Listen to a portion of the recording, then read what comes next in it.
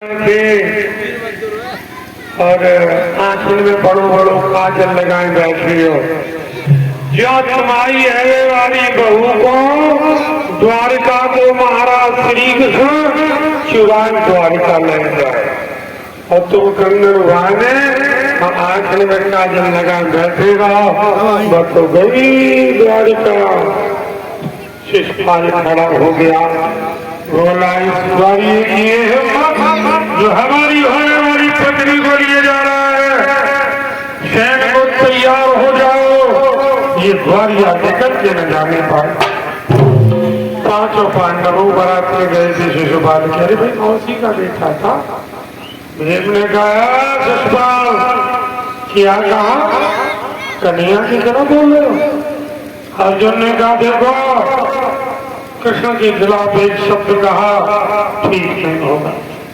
शिशुपाल ने कहा अरे मौसे होते हो बरात में हमारी आए, हमारे व्यवहारी और चोर की पार्टी बजा रहे हो।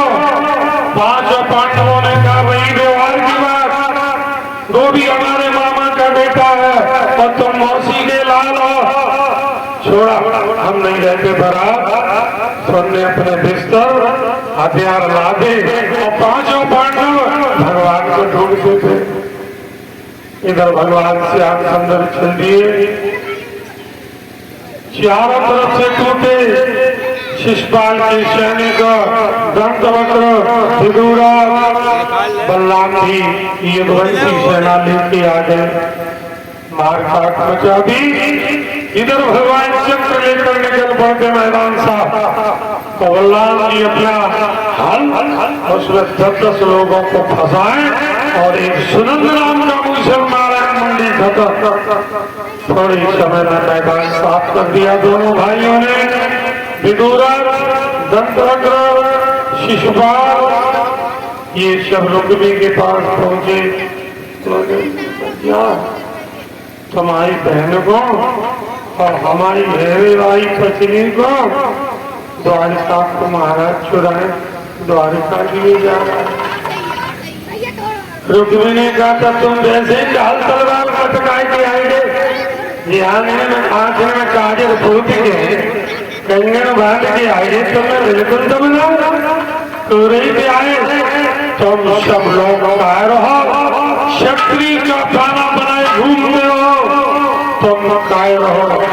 मैं क्षत्रिय हूँ, मैं ये पढ़ करता हूँ कि अगर उस ग्वारिया को हमने कैद न किया तो लौट करके कुंदन पर मैं मौन नहीं बिताऊंगा।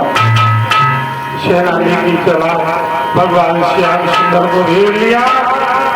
खड़े हो जाओ कि मेरी बहन है, ये गोपियों की वस्तु नहीं है, ये मकसद नहीं है ब्रजवासियों का, ये हमारी बहन है।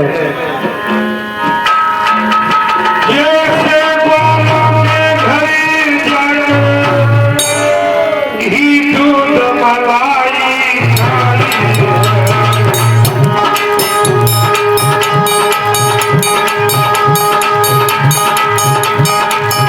ऐसे ही धोखे में आके कामेरी बहन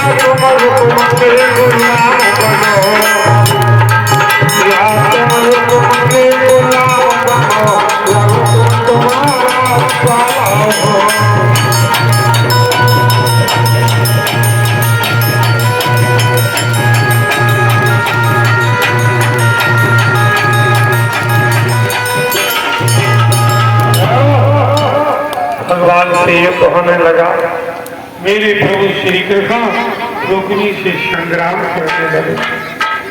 थोड़े ही समय में भगवान ने रुक्मिणी को धरती पर डाल दिया।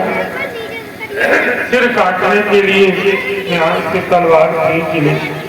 रुक्मिणी ने देख लिया, भगवान का हाथ पकड़ लिया और कहा, मारना नहीं, मारो नहीं, भैया है मेरो, छोड़ो जाने हाथों में फेरो, अपना दास समझ के छोड़ दो, मेरा भाई है। भगवान ने मारा नहीं, हाथेश्वरी की बाल काट दिए, एक तरफ की मुंह छुड़ा दी, हाथ पैर बांध के तरफ के पीछे लटका लिया। इतने में बलराम जी आ गए।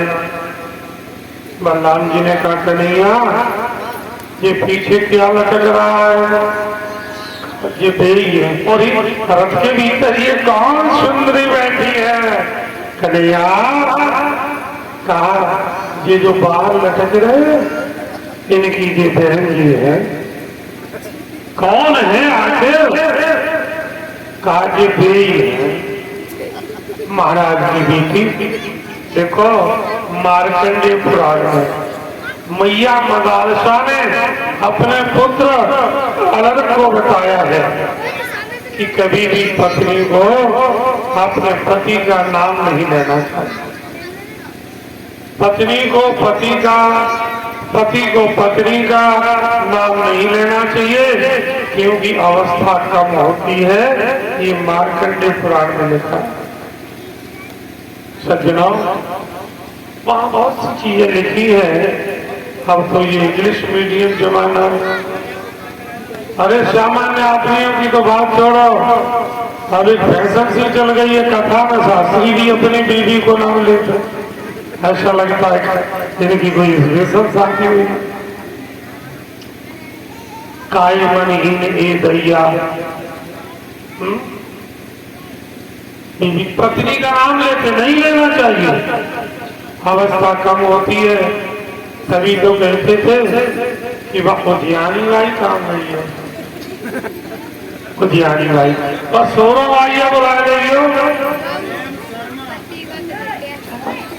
नाम नहीं लेते। और हमारी माताएं कैसे बुलाती? टिंकुआ के दद्दा, सोनुआ के दद्दा। अब आरती की अम्मा बोल रही है, आरती की अम्मा नाम नहीं लेते। एक बार हम गए मोती के घर, ये मोती है ना, बड़े कार्टून है ये। तो मोती के घर गए, तो मोती वो ले ला, मम्मी ले ला, तो जो गुरु जी आ गए। मोती मम्मी को, किनकी मम्मी? बालकों की मम्मी। अरे हो तो तुम्हारे मौका तो की मम्मी ले ला है, तो अपनी पत्नी से मम्मी कह दो, कोई बात नहीं, लेकिन नाम मत लो। एक मैया रहे, वोटन को समय वोट डालने गई, कलम दियो, वोट डालने गई एक मैया। तो क्लर्क ने पूछा कि तुम्हारे हस्बैंड का क्या नाम है?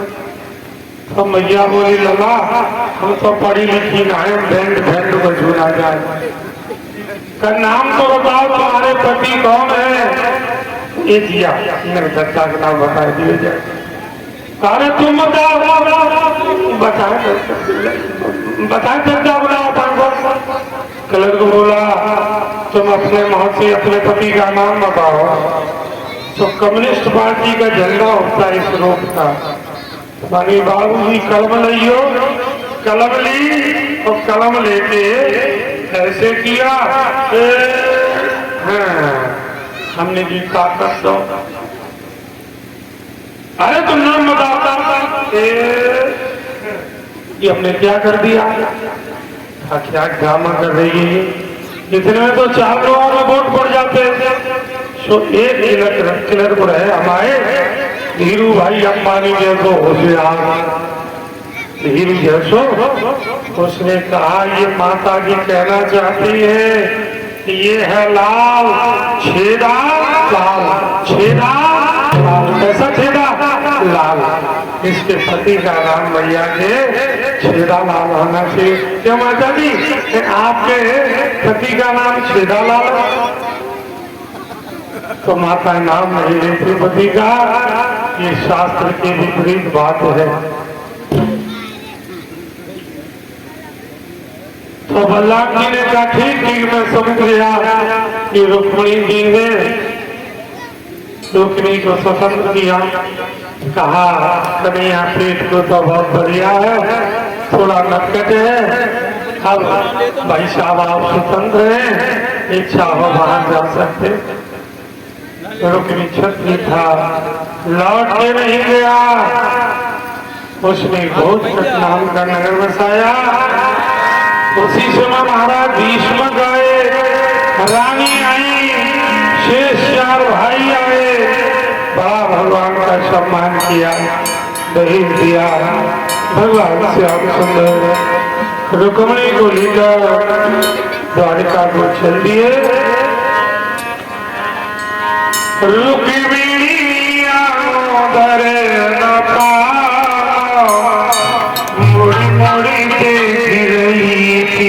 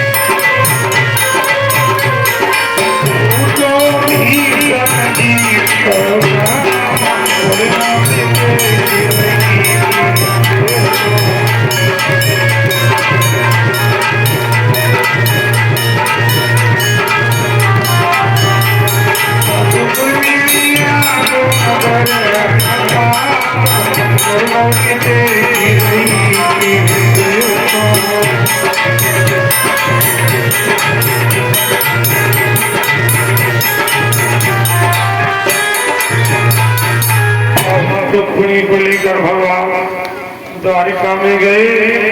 ब्रह्मा जी आए और ब्रह्मा जी ने रुक्मिणी का भगवान श्याम सुंदर का विवाह संपन्न कराया। यज्ञपति महाराज परीक्षित जी एक बात सुनो। रुक्मिणी जी को लेकर भगवान द्वारिका में, और द्वारिका में भामरे पड़े।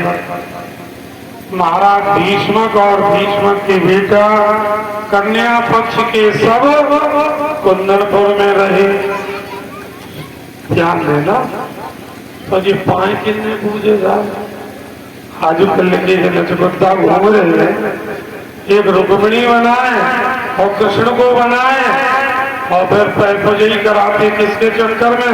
दाम के चक्कर में। अच्छा आप लोग समझ रही है ना, जब वहां कन्या पक्ष का कोई था नहीं तो ये नाचे कूदे रहा कि बापा पूजने देते का, ये खरी बात है, सही बात है। भागवत के साथ खिलवाड़ नहीं करना चाहिए, क्या चाहिए? पैसा बहुत कुछ है लेकिन सब कुछ नहीं। अगर धर्म की मर्यादा टूट रही है तो पैसा होता क्या? धर्म भी बना रहे, बनी रहे और हमारा भी गुजारा होता है, ठीक है ना? वृंदावन हरि लाल की। वैसे झांकी जो है सुदामा जी की निकालूंगा, तैयार रहना। हमारे महाराज जी सुदामा जी बनेंगे, हाँ। और कन्हैया रुक्मिणी कौन बनेगी वो निर्णय ले लो, तब तक हम कथा बढ़ा रहे हैं। सज्जनों क्या फिर तो जितनी भीड़ क्या बढ़ाए। एक बात बताए, हम झांकी माकी कम निकलवाए तो कुछ करते हैं, हम तो बड़ी कथा कहते हैं। तुम्हें अगर इच्छा है तो निकाल लो। तो गद्दी के सामने सीता और राम जी बैठे। तो सीता जी का कुछ तगड़ी रहे और राम जी रहे कमजोर और कुछ सीधे उठे राम जी। तो राम जी खड़े हो, सीता जी हाथ पकड़ के बैठा दिया। फिर पैर पूजई हुई, खूब पैर पूजई हुई, यानी पैर पूजे गए। तो हमें तो कोई मतलब नहीं है, कुछ आ जाए, हमें अपनी कथा का मतलब। सो वो पूरा पैसा सीता जी को डाला करके 100 रुपया केवल दिए राम जी को। और शाम को लड़ाई थी सीता जी के घर वालों में और राम जी के घर वालों में कि हम मोड़ा राम मानो और जाने पूरे रुपया रख चले और हमारे लड़े केवल 100 रुपया चाहिए। कोई झगड़ा दो प्रबंधन किया है, बोले शास्त्री तुम कुछ पंचायत करो। हमने काम को कोई पंच अपनी उज्जो सुज्जो सीता उज्जो राम अपनी सुज्जो क्या लेना देना हमें। तो पैसा के चक्कर में पता नहीं क्या क्या नाटक लोग कराते हैं। भागवत के अंदर 18,000 श्लोक हैं, इतनी कथाएं हैं, कोई ऐसा विद्वान नहीं है जो 7 दिन के अंदर इसका हिंदी अनुवाद कर दे। हिंदी अनुवाद की बात कर रहे, संस्कृत में लिखी। वृंदावन बिहारी लाल की। रुक्मिणी मैया ने गर्भधारण किया, उनके उदर से एक बालक हुआ। शंबरासुर ने चुराया, समुद्र में डाला, मछली में निकला। बहेलिया ने मछली पकड़ी, शंबरासुर को बेच दी। रसोई में गई, पेट फाड़ा, बालक निकला, उसका नाम प्रद्युम्न पड़ा। रति मायावती के रूप में छुपके रहती थी, उसने उस बालक का पालन किया। जब बालक बड़ा हुआ तो शंबरासुर को मारा, मायावती को लेकर द्वारिका में। सज्जनों, भादव शुक्ल पक्ष की चतुर्थी के चांद को नहीं देखना चाहिए।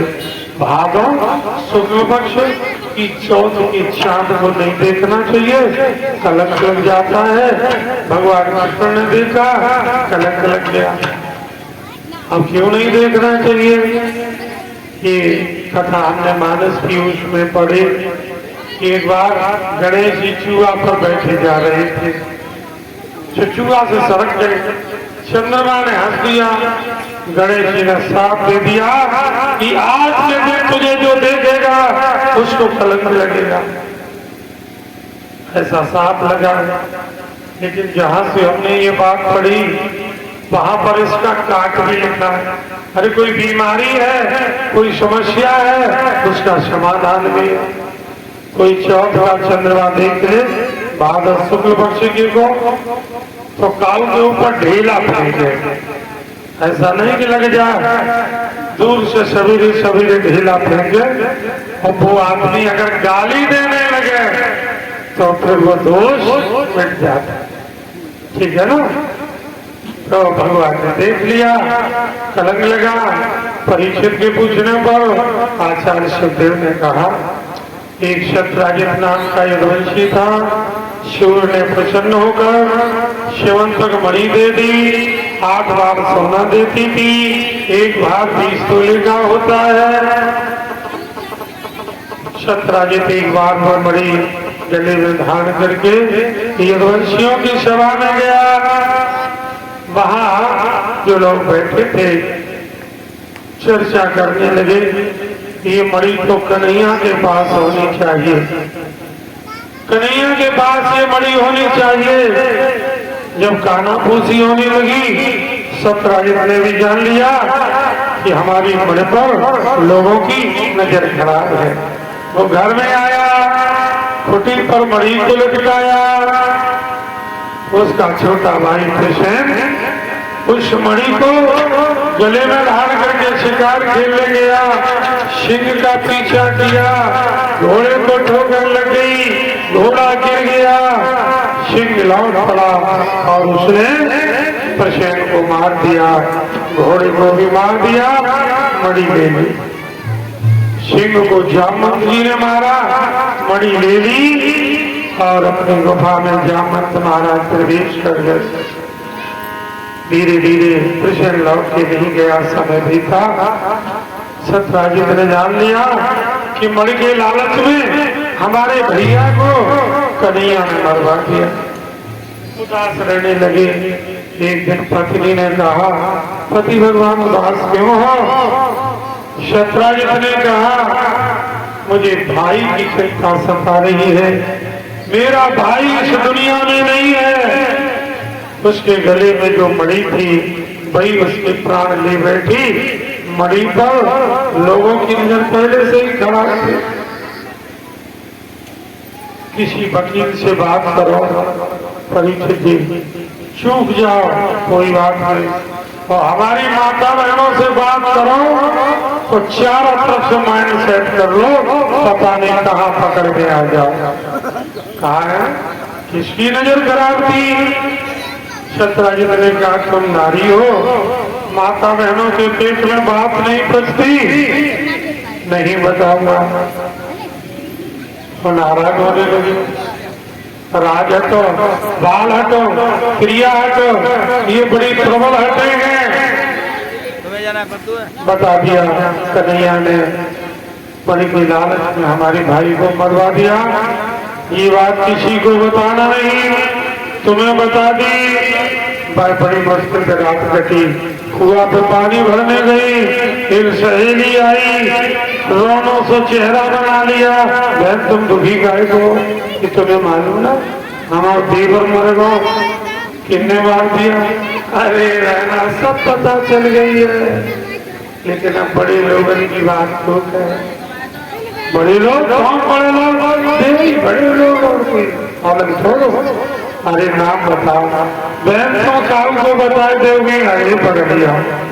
मेरे पेट में डरे डरा बात सड़ भले जाए, लेकिन खा मजा लेते पीते चुराने बाबू। उसने दूसरे को धीरे धीरे बात बढ़ने लगी। एक गांव में एक माता जी रहते थे। 1 किलोमीटर की दूरी पर ट्यूबवेल लगा हुआ था, इंजन लगा था। तो डोकरी सवेरे शाम को रोटी दे रही थी। तो शाम को डोकर को रोटी दे के लौट रही थी।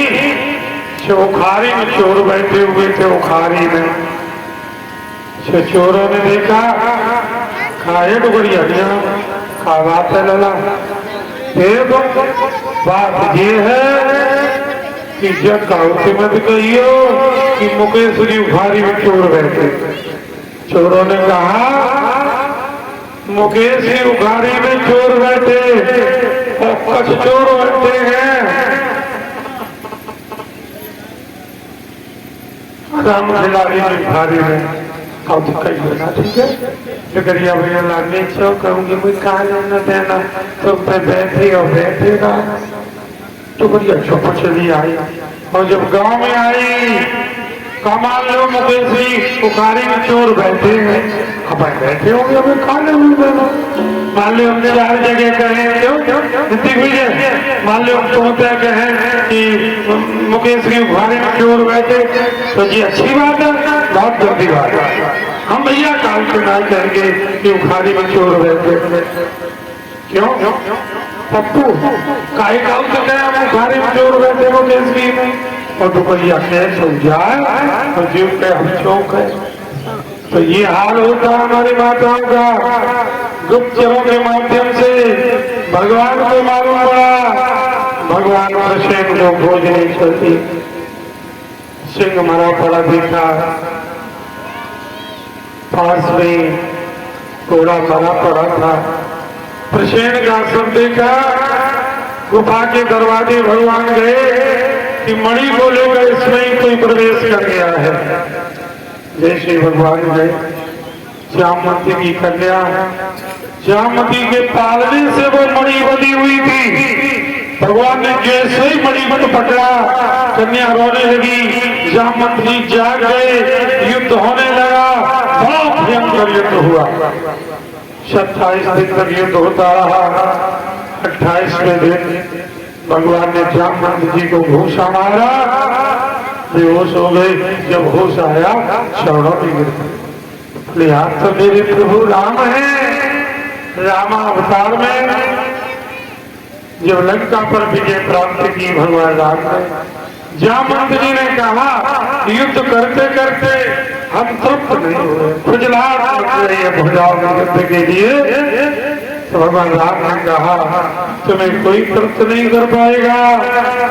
द्वापर के अंत में मैं अवतार लूंगा, कृष्ण बनूंगा, स्वयं युद्ध करूंगा, तब तुम तृप्त हो। याद आ गई, चरणों में गिर पड़े जामवंत जी। मेरे पास कुछ नहीं है, ये कन्या है, स्वीकार कर। जामवती के साथ में विवाह किया, वो मणि दहेज में दे दी। द्वारिका आए, सतराजित को मणि दी।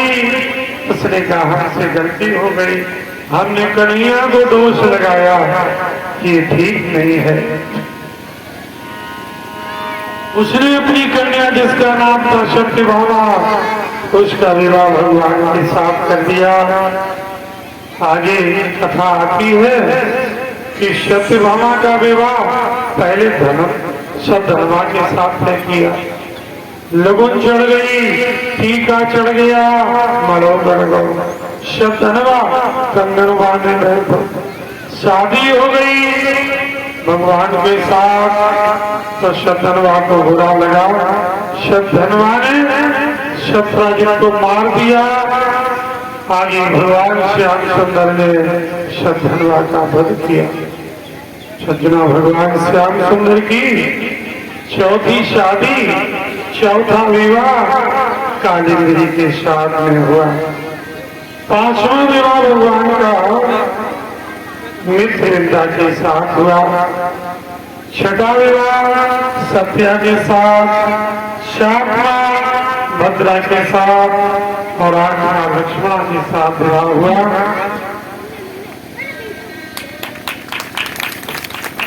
ये देखो हाँ जी, ये